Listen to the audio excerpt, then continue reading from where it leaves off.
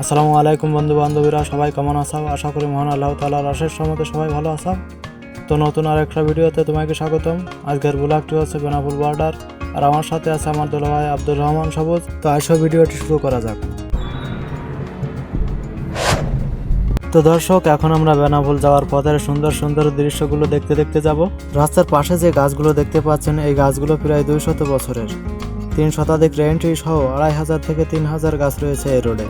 এগুলো চিরচেনা রাস্তার প্রাণ। এই সুন্দর রাস্তা নির্মাণের ফলে গাছগুলোর শিকড় পড়েছে কাটা, যার কারণে গাছগুলো মৃত্যুর দিকে এগিয়ে যাচ্ছে।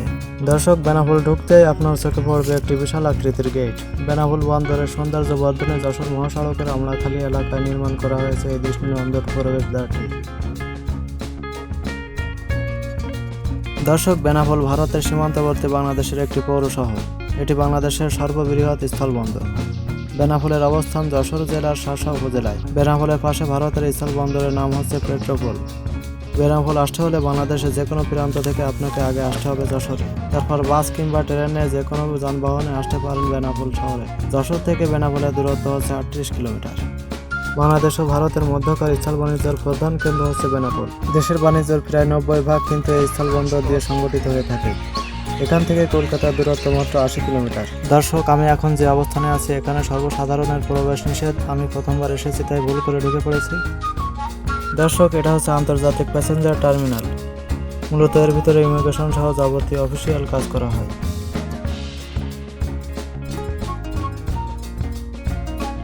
আপনারা দেখতে পাচ্ছেন পাসপোর্ট ভিসা চেক হচ্ছে।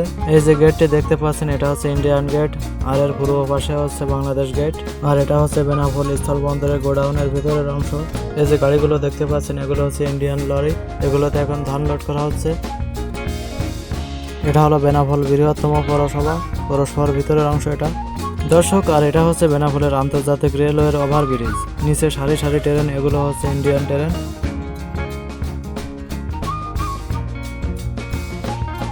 এই যে ট্রেনটি যাচ্ছে, এটি হচ্ছে ইন্ডিয়াতে যাওয়ার জন্য রওনা দিয়েছে। তো দর্শক, আমরা এখন চলে এসেছি বেনাপোল নতুন বাস টার্মিনালে।